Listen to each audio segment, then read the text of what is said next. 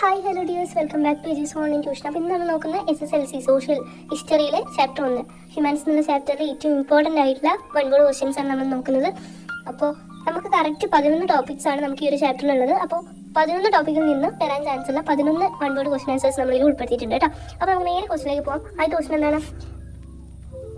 What does the word renaissance mean? Renaissance എന്നുള്ള വാക്കിന്റെ അർത്ഥം എന്താണ്? എന്താണ് അർത്ഥം? റീബർത്ത് ആണ്. Which wealthy Italian family associated with Florence? ഏത് വെൽത്തി ആയിട്ടുള്ള ഇറ്റാലിയൻ ഫാമിലിയുമാണ് ഫ്ലോറൻസ് ആയിട്ട് അസോസിയേറ്റഡ് ആയത്? അതേപോലെ തന്നെ demand share in political power. അവരെന്തും കൂടി ഷെയർ ചെയ്യാൻ പറഞ്ഞിട്ടുണ്ട്. അവരെന്ത് ഡിമാൻഡ് ചെയ്തിട്ടുണ്ട്? പൊളിറ്റിക്കൽ പവറിൽ നിന്നും ഒരു ഷെയർ അവർ ഡിമാൻഡ് ചെയ്തിട്ടുണ്ട്. ആരാണത്? മെഡിച്ചിയാണ് കേട്ടോ. അതേപോലെ തന്നെ മൂന്നാമത്തെ ക്വസ്റ്റ്യൻ എന്താ? Philosophical school deeply rooted in the Christian theology that dominated the middle ages was.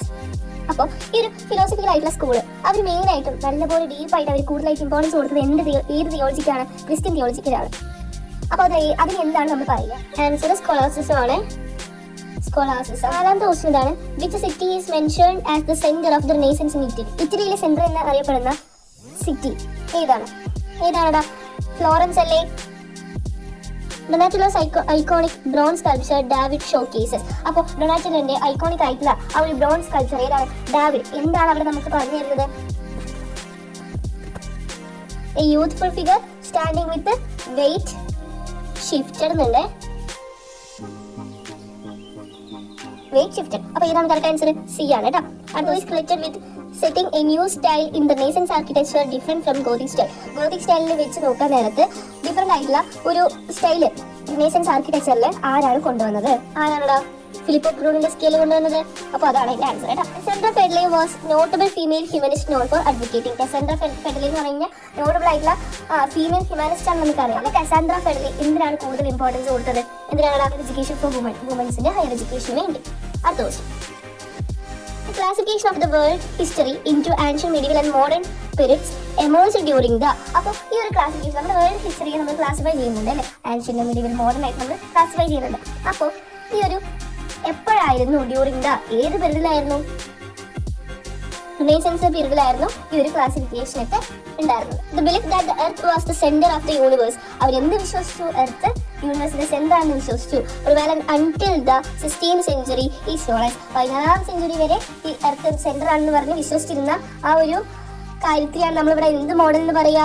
Jio centric model എന്ന് പറയാ. ഓക്കെ, അവിടെ അവരാദ്യമൊക്കെ വിചാരിച്ച എർത്താണ് സെന്ററിൽ, ബാക്കി എല്ലാ പ്ലാനറ്റ്സും അതിന് ചുറ്റി കറങ്ങാണെന്ന് വിചാരിച്ചു. ശരിക്കും എന്താണ്? എർത്ത് സെന്ററിലാണോ? അല്ല, സൺ ആണ് സെന്ററിൽ എന്ന് പിന്നീടാണ് പ്രൂവ് ചെയ്തത്. അടുത്ത ക്വസ്റ്റ്യൻ.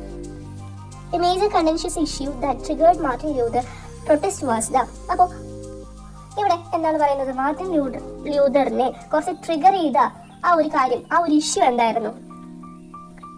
Sale of intelligence. ഇന്റലിജൻസിന്റെ സെയിൽ ആയിരുന്നു അല്ലേ? അപ്പോൾ അവിടെ ക്രിസ്ത്യൻസ് ആ ഒരു ചർച്ചിന്റെ ഫ്രണ്ടിൽ ഇതിന്റെ ഇന്റലിജൻസിന്റെ സെയിൽ ഉണ്ടായിരുന്നു. അവരെന്താ പറയുന്നത്? അത് വായിച്ചു കഴിഞ്ഞാൽ നിങ്ങൾ ചെയ്ത എല്ലാ തെറ്റും എന്താണ് പോകുന്നാ പറഞ്ഞത്. ശരിക്കും അവനെ പോവോ? ഇല്ല. അപ്പൊ അവര് പിന്നെ ആ കാലഘട്ടത്തിലായി ഭയങ്കരമായിട്ട് എന്തായിരുന്നു?